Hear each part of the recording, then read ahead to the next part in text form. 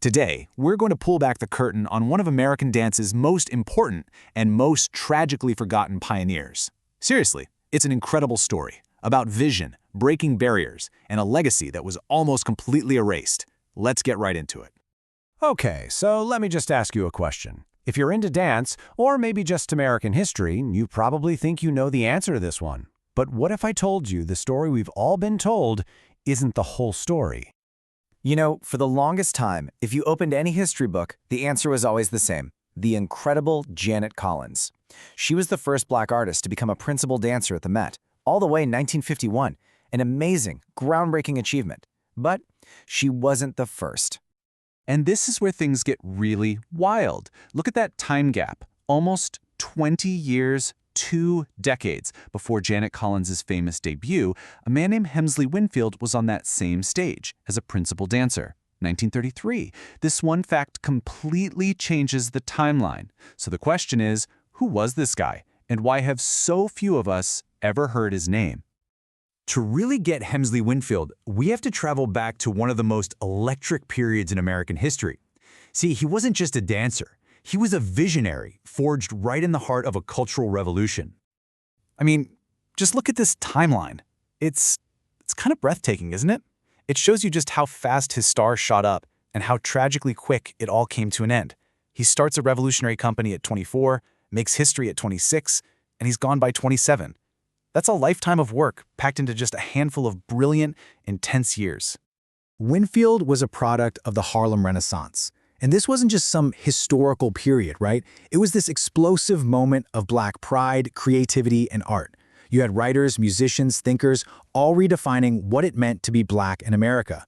And Winfield took all that energy and poured it directly into dance. And this is what was so brilliant about him, his dual vision. On the one hand, he completely rejected the idea that classical ballet was only for white people, but on the other hand, he knew it was absolutely vital to create new, modern dances that told authentic Black stories. He didn't want to choose. He wanted it all, for himself and for his entire community. And look, he wasn't just a dreamer. He didn't just have these big ideas. He went out and built them. His ambition led to 2 huge achievements that basically laid the groundwork for generations of Black artists, even if they never knew who he was. So, the first thing he does, in 1931, something truly radical. He starts his own company, which would later be called the first Negro Classic Ballet.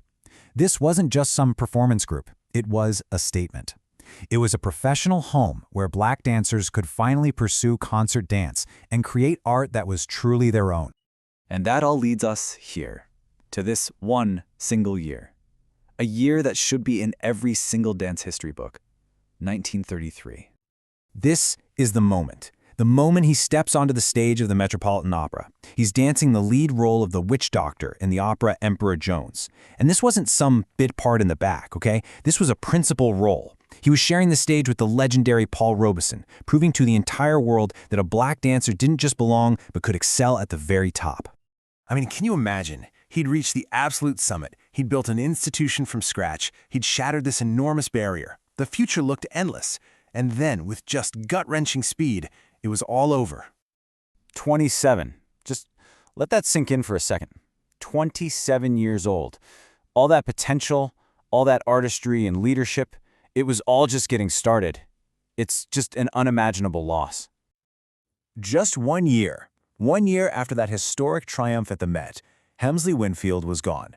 In 1934, he got pneumonia and died, right at the very peak of his influence, just as he was starting to change the entire landscape of American dance. And that's a huge piece of the puzzle for why his story got lost. His company was so tied to his personal vision, his drive. Without him at the helm, the first Negro Classic Ballet, it just couldn't continue. It folded. And with it went the most visible, tangible part of his legacy. Which brings us all the way back to the beginning, right? How on earth does a pioneer of this magnitude just get forgotten? How does his story become a ghost in the annals of history? Well, it was really like a perfect storm of historical erasure. He died way too young before he could truly cement his legacy. His company, his primary platform, vanished with him. And on top of that, there were very few records, photos, film, even documents, that survived from that time. So when historians started writing the books, they naturally focused on people who lived longer, who left more behind. And Winfield's brief, brilliant flame was just overshadowed. But let's be absolutely clear about his legacy, because it's so much more than just one performance. Hemsley Winfield pioneered the entire concept of a black classical ballet company. He created the institutional blueprint that others, like Arthur Mitchell with Dance Theater of Harlem, would follow decades later. He imagined a future for black dance and then literally built it himself. You know, rediscovering Winfield's story is such a powerful reminder that history isn't always set in stone. There are stories that get missed, heroes that get forgotten, and it really makes you wonder, doesn't it? As we work to bring his incredible legacy back into the light, you have to ask yourself, how many other hidden figures are out there just waiting for us to find them?